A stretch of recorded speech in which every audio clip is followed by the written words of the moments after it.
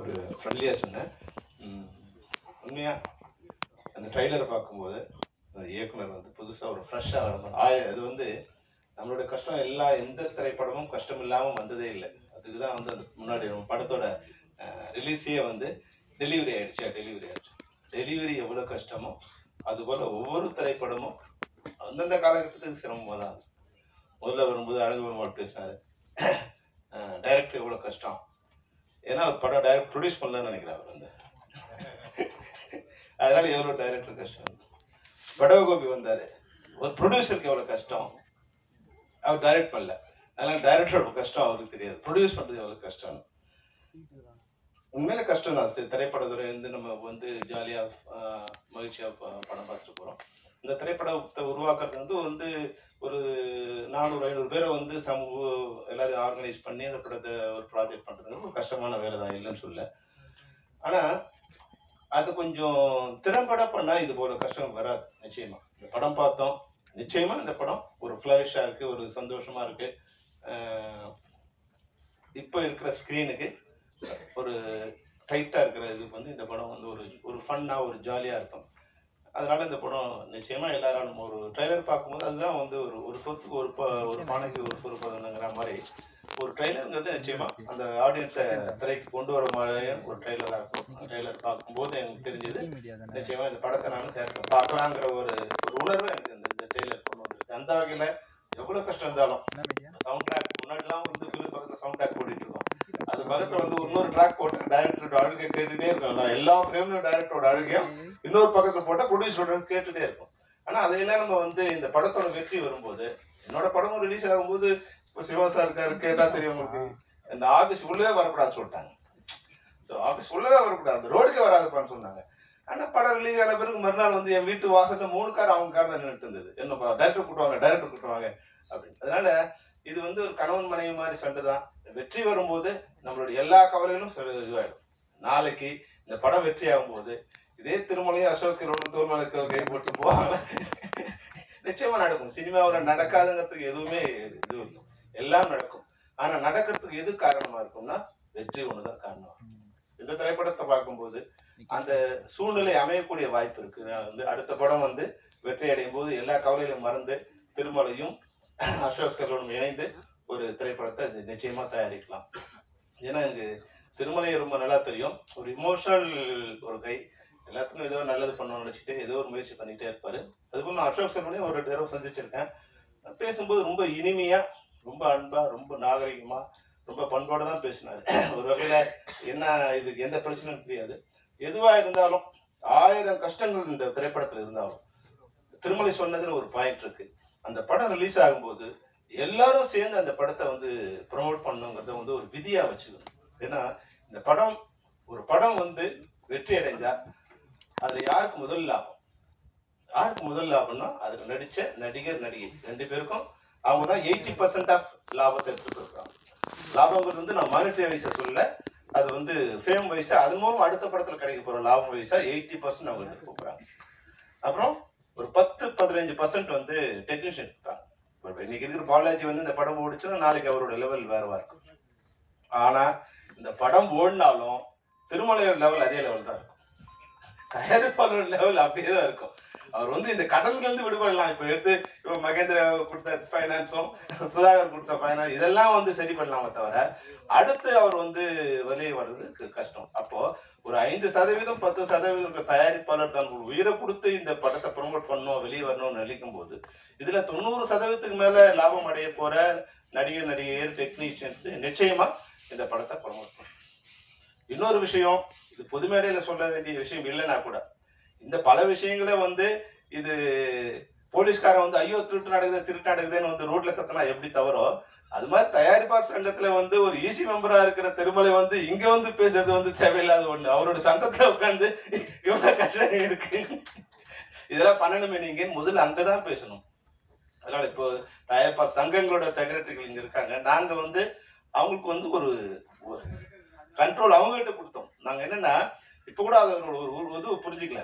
ஒரு திரைப்படம் நான் வந்து என் நண்பரோட நண்பர் நான் திரைப்படங்கள் வரும்போது கொஞ்சம் பழக்கமானாரு. அவர் எனக்கு பிடிச்சிருந்தது. அவர் வந்து ஒரு நாள் என்கிட்ட வந்து சார் ஒரு 50,000 பணம் வாங்கணும் சார், என்னன்னு கேட்டேன். ஒரு பெட்டி கடை வைக்க போறோம் சார். சரி ஓகே, அவர் எனக்கு பிடிச்சிருந்தது, நான் தரேன்னு சொன்னேன். நான் நாளைக்கு வந்து வாங்கிக்கணும். இல்லை இல்லை சார், அவர் வந்து நான் ஒரு 3 months கழிச்சு வந்து வாங்கிக்கிறேன் அப்படின்னாரு. அப்போ அவரு சென்னையில வந்து ஒரு 20-30 இடங்கள்ல வந்து அலைஞ்சு எங்க கடை இருக்கு, எங்க கடை வச்சா நல்லா இருக்கும், எங்க வாடகை கிடைக்கும், அதுல கன்சியூமர் எங்க இருக்காங்க, இதெல்லாம் இப்போ ஒரு 3 மாசம் தெரிஞ்சுட்டு அப்புறமா வந்து அண்ணன் இந்த இடத்துல கடை வைக்கலாம் இருக்கு, வாடகை கொடுக்க போறேன், எல்லாத்தையும் செட் பண்ணிட்டு எங்கிட்ட வந்து பணம் வாங்கினார். நான் அது வந்து அவருக்கு வந்து இனமா தான் கொடுக்கணும்னு நினைச்சேன். ஆனா அவர் வந்து ஒரு 6-7 மாசத்துல அந்த பணத்தை எனக்கு திருப்பி கொடுத்துட்டாரு. அப்போ 50,000 ரூபாய் முதலீடு வச்சு எடுக்க போற ஒரு பெட்டி கடை வைக்க போற ஒரு நபர் ஒரு 3 மாசம் பிளான் பண்ணி எப்படி வச்சா பண்ணணும்னு பிளான் பண்ணி அது 6 மாசத்துல மொத்த அசலையும் கடனை கொண்டு வந்து திருப்பி கொடுக்க முடியும். ஆனா எல்லாம் கோடீஸ்வரன் தான். இன்னைக்கு தயாரிப்பாளர் எல்லாம் கோடீஸ்வரன் தான். கோடீஸ்வரன்னா கோடிக்கு கம்மியா இன்னைக்கு எந்த திரைப்படமும் எடுக்க முடியாது இல்லை. அப்ப பல கோடிகளை போட்டு படம் எடுக்கிற ஒரு தயாரிப்பாளர் எந்த அளவுக்கு திட்டமிடுதல் வேண்டும்? இதுதான் இது திட்டமிடுதல் தான் நம்ம தயாரிப்பாளருக்கும் இதுல டெக்னீஷியன்ஸுக்கும் இல்லாத ஒண்ணா. டெக்னீஷியன்ஸ்க்கு இல்லைன்னா ஒன்னும் ஆக போறது இல்லை, அவங்க வந்து வெயிட் பண்ண போறாங்க. ஆனா தயாரிப்பாளர் ஒரு நாளும் ஒரு நிமிடமும் அந்த பணத்துக்கு வட்டி கட்டிட்டே இருக்கும். எந்த விடுமுறையும் இல்லாத ஒண்ணே ஒண்ணு இந்த வட்டி தான். எந்த விடுமுறையும் கிடையாது. கொரோனாவுக்கு கூட அது வட்டி கிடையாது, செத்தாலும் வட்டி கிடையாது, வாழ்ந்தாலும் வட்டிக்கு லீவே கிடையாது. அப்போ அவங்க வந்து இதை பிளான் பண்ணி அப்போ நாங்க தயாரிப்பாளர் சங்கத்துக்கு ஒரு வேண்டுகோள், ஒரு வழிமுறை சொன்னோம். ஐயா, உங்ககிட்ட தயாரிப்பாளர் வராங்களா, எல்லாத்தையும் செக் பண்ணி யார் ஆர்டிஸ்ட், யார் டைரக்டர், எப்போ ஷெட்யூல் போறாங்க, ஷெட்யூல் டேட் வாங்கிட்டாங்களா, டைரக்டர் டேட் இருக்கா, ப்ரொடியூசர் ஆர்டிஸ்ட் டேட் இருக்கா, டெக்னீஷியன் டேட்ஸ் இருக்கா, இதெல்லாம் கன்ஃபார்மா எல்லா அக்ரிமெண்ட்டும் வாங்கிங்க. ஏன்னா முன்னாடி திரைப்படங்களோட இது வந்து லட்சங்கள் இருந்தது, ஆயிரங்கள் இருந்தது. இன்னைக்கு கோடிகள் இருக்கும்போது நாணயம் வந்து கம்மியாயிடுச்சு. முன்னாடி ஒருத்தர் கூட பணம் வாங்கினா எஸ் நான் வாங்கினேன் சார் அப்படின்னு தான் சொல்லுவாங்க. எல்லாமே எழுதலாமே எழுத்துல இருக்காது, வாயில தான் இருக்கும். ஆனா ஒரே ஒருத்தர் கூட நான் பணம் வாங்கினேன்னு சொன்னதே இல்லை. நான் திரைப்படங்கள்ல டைரக்டர் இருக்கிற வரைக்கும், தயாரிப்பாளர் இருக்க வரைக்கும். ஆனா இப்ப வந்து எல்லாமே கோடிகள் ஆயிடுச்சு. நோன்னு சொன்னா பல கோடிகள் நம்ம சேவ் ஆகலாம். அப்போ அக்ரிமெண்ட் வந்து ரொம்ப மஸ்ட் சார் அப்படின்னு சொல்லி நீங்க ஒரு ஒப்பந்தம், எல்லாருக்கும் உண்டான எழுத்துப்பூர்வமான ஒப்பந்தம், இதெல்லாம் சரி பண்ணிட்டு நீங்க இந்த படம் எல்லாம் சரியா இருக்கு, நீங்க இதை வந்து படப்பிடிப்பு போகலாம் அப்படின்னு நீங்க ஒரு அனுமதி கொடுத்த பிறகு நாங்க படங்களுக்கு போறோம். ஏன்னா நாங்க ஒரு கண்ட்ரோலா வச்சிருக்கோம். திரைப்பட தொழிலாளர்கள் சம்மேளனங்கிறது ஒரு கண்ட்ரோல் ஒரு அமைப்பா இருக்கு. எந்த ஒரு உறுப்பினரையும் எங்களால அழைச்சி அவங்க கூட உட்காந்து டிஸ்கஸ் பண்ண முடியும், அவங்க தவறு செய்து அவங்க நடவடிக்கை எடுக்க முடியும். அது மாதிரி ஒரு அனுமதியை ஒரு வழியை அவங்க கொடுத்தோம். அவங்க கடிதம் அனுப்புறாங்க. இப்போ வந்து சிவா அனுப்புறாரு, ராதாகிருஷ்ணன் அனுப்புறாரு. ஆனா உடனே இன்னைக்கு திருமலை வராரு, வந்துட்டு நாளைக்கு ஷூட்டிங்கு, இன்னைக்கு வந்து சார் எனக்கு லெட்டர் வேணும் சார், நீங்க லெட்டர் கொடுத்தாதான் ஷூட்டிங் வருவாங்க சார். எந்த விதமான சரிபார்ப்பும் இல்லாம திருமலை வருத்தப்படுவாரு. திருமலை அன்னைக்கு வருத்தப்பட்டா பரவாயில்ல, இன்னைக்கு வருத்தப்படக்கூடாது. இன்னைக்கு திருமலை வருத்தப்படக்கூடாது. அப்ப நீங்க அவரை உட்கார வச்சு எல்லாம் சரி பண்ணி இதெல்லாம் இருக்கா. ஒரு இயக்குனர் 30 லட்சத்துல படம் பண்ணது அண்ணன் படவா கோபி இருக்காரு இல்லையா, 30 லட்சத்துல படம் பண்ணான்னு சொல்லிதான் அவரை கொண்டு வந்தாங்க. அந்த படம் முடியறதுக்கு 3 கோடி ஆகும்னு ஆரம்பிச்ச பிறகு தெரியுது. அதாவது அவர் 6 மாசத்துல நல்ல வேலையா அவர் அதுல இருந்து வெளியே வந்துட்டார். அதுல ஏதோ போட்ட வரைக்கும் லாபம் அப்படிங்கிற அவர் வந்துட்டுதானே அவர் வந்து இன்னைக்கு ஒரு நன்றி சொல்றாரு. அப்போ எந்த திட்டமிடுதலும் இல்லை. அப்ப அந்த திட்டமிடுதல் இருந்தா குறைஞ்சபட்சம் அந்த 4 கோடி இருக்கா, 4 கோடி உங்களால பைனான்ஸ் அரேஞ்ச் பண்ண முடியுமா, பண்ணிட்டீங்களா? ஏன்னா இன்னைக்கு ஒரு பைசா கூட யாரும் கடன் கொடுக்க தயாரா இல்லை. இப்படி மகேந்திர சிங் எப்படி கொடுக்குறாரு எனக்கு தெரியாது. இன்னைக்கு வந்து சிறிய படங்களுக்கு ஒரு பைசா கடன் கொடுக்க யாரும் தயாரா இல்லை. அப்ப அந்த பைனான்ஸ் எல்லாம் ரெடி பண்ணிட்டீங்களா, காஸ்ட் எல்லாம் ரெடி பண்ணிட்டு இதெல்லாம் ரெடியா இருக்கு. இந்த டேட்ல ஏன் ஷூட்டிங் நடக்கல? இப்போ உங்ககிட்ட ஒரு செக் ஒரு டைம் கொடுத்துட்டு 6 மாசத்துல படம் முடிக்கிறோம்னா 30 நாள் உங்களுக்கு ஷூட்டிங் இருக்குன்னா ஏன் 30 நாள் ஷூட்டிங் நடக்கல? டைரக்டர் சரியில்லையா, இல்ல ஆர்டிஸ்ட் வரலையா அப்படிங்கறத வந்து செக் பண்ணக்கூடிய அதிகாரமும் அமைப்பு முறையும் தயாரிப்பாளர் சங்கத்துக்கு இருந்ததுன்னா இந்த மாதிரியான புலம்பல்கள் இந்த மேடைகள் இருக்காது. தயவு செய்து தயாரிப்பாளர் சங்கங்கள் ஒன்றிணைந்து இந்த வழியை நீங்க கொண்டு வந்தீங்கன்னா 100% நீங்க கவலைப்பட வேண்டிய அவசியமே இல்லை. நீங்க யாருக்கிட்டே போக வேண்டிய அவசியம் இல்லை. அவங்க எவ்வளவு பெரிய ஆளா இருந்தாலும் உங்களை மீறி இங்க படம் நடக்காது. இந்த உத்தரவாதத்தை நான் இந்த மேடையிலும் கொடுக்குறேன், அங்கேயும் கொடுப்பேன், எப்பவும் கொடுப்பேன். ஆனா நீங்க அவங்கள பகைச்ச கூடாதுன்னு நினைக்கிறீங்க. தயாரிப்பாளர்கிட்ட இதெல்லாம் கேட்டா எப்படி? ஏன் ஒரு அமைப்பு நாங்க கேட்கிறோம். நாங்க ஒரு டெக்னீஷியன் ஷூட்டிங் என்ன எல்லாத்தையும் இன்னைக்கு 23 படத்தோட தங்கங்களோட ஷூட்டிங் எங்கங்கிறது எனக்கு தெரியும். உட்கார்ந்த இடத்துல என்னால சொல்ல முடியும். இன்னைக்கு 60 ஷூட்டிங் நடக்குதுன்னா யார் ஷூட்டிங்ல இருக்காங்க, எங்கெங்க ஷூட்டிங் நடக்குது என்னால சொல்ல முடியும். அது கொஞ்சம் கஷ்டம் தான். அதை வந்து ஸ்கீம் பண்ணி ஃபார்ம் பண்ணி கொண்டு போய் சேர்த்துட்டோம். அது போல உங்களுக்கு பணம் வாங்குற சம்பளம் வாங்குற எங்களாலே இதெல்லாம் சொல்ல முடியும்னா பணம் கொடுக்குற உங்களால ஏன் அது சொல்ல முடியாது? உங்களால ஏன் யுனைட் ஆக முடியாது? பணம் வாங்குற வந்து சிண்டிகேட் பண்ணும்போது பணம் கொடுக்குற நீங்க ஏன் சிண்டிகேட் பண்ண முடியாது? நீங்க ஒரு சிண்டிகேட் பண்ணி ஒரு ஒழுங்குமுறை இது பண்ணிட்டீங்கன்னா இந்த தமிழ் சினிமா 60% நிச்சயமாக மாறுபடும். ஒரு வருமானம் வருகின்ற இன்னைக்கு வந்து திரைப்படங்கள் 100% வருமானம் வரதுக்கு உண்டான வழி இருக்கு. ஆனா வருமானம் வர வழியெல்லாம் அடைச்சிட்டு கடன் வர வழி மட்டும் தான் தயாரிப்பாளர்கள் இருக்கு. வருமானம் வருதுன்னா அது வேற யாருக்கோ போயிடுது. அந்த சேனல்ல வேற இடத்துக்கு போயிடுது. கியூபா அது வேற இடம், அவுடோனட்டா வேற இடம், மேக் மை ட்ரிப்பா வேற இடம். இன்னைக்கு 30 லட்சம் டிக்கெட் விதுவாதுன்னா ஒரு டிக்கெட்டுக்கு 10 ரூபாய்னா 3 கோடி ரூபாய் இன்னைக்கு வந்து ஒரு நாளைக்கு வருமானம். படம் ஓடுதோ லாபமோ நஷ்டமோ 3 கோடி ரூபாய் ஒருத்தர் வந்துட்டே இருக்கு. ஆனா அந்த வருமானம் யாருக்கு போகுதுன்னா யாருக்கு போகுது? இன்னைக்கு வந்து 1000 சினிமா தேட்டர்ல வந்து 4 ஷோ போயிட்டே இருக்கு, 4000 ஷோ நடந்துட்டே இருக்குன்னா இதுக்கான கியூப் சார்ஜ் கட்டிட்டே இருக்கும். இது வருமானம், இது நஷ்டமே இல்லை. இது திரைப்படத்துறையில் இருக்கு. யாருக்கா தயாரிப்பாளருக்கு யாருக்கா வருதானா வருமானம் வரதே கிடையாது.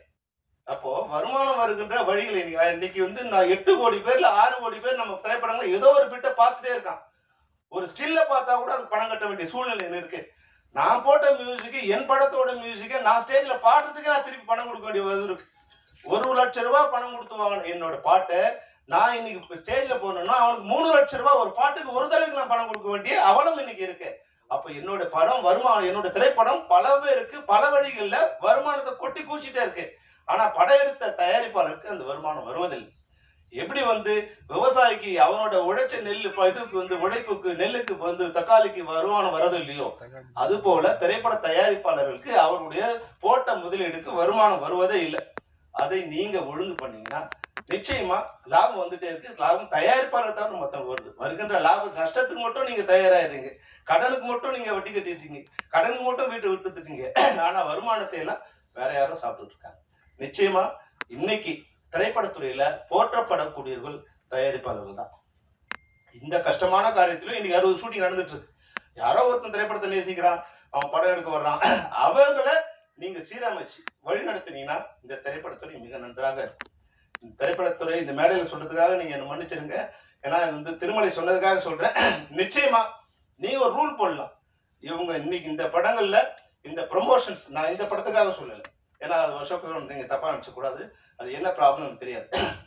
எந்த திரைப்படமோ அந்த திரைப்படத்துக்கு உண்டான ஒத்துழைப்போ ப்ரொமோஷன்ஸுக்கோ வராதவர்களோட நீங்க எங்கேயோ போய் படம் எடுத்துங்க, நாங்க உங்களை வச்சு படம் எடுக்க மாட்டேன்னு சொன்னீங்கன்னா யாரும் உங்களை அவங்க படமே நடக்காது. அவங்கெல்லாம் ரோட்ல வர வேண்டியதுதான். அது எவ்வளவு பெரிய ஆளா இருந்தாலும் அந்த இது உங்ககிட்ட இருக்கு.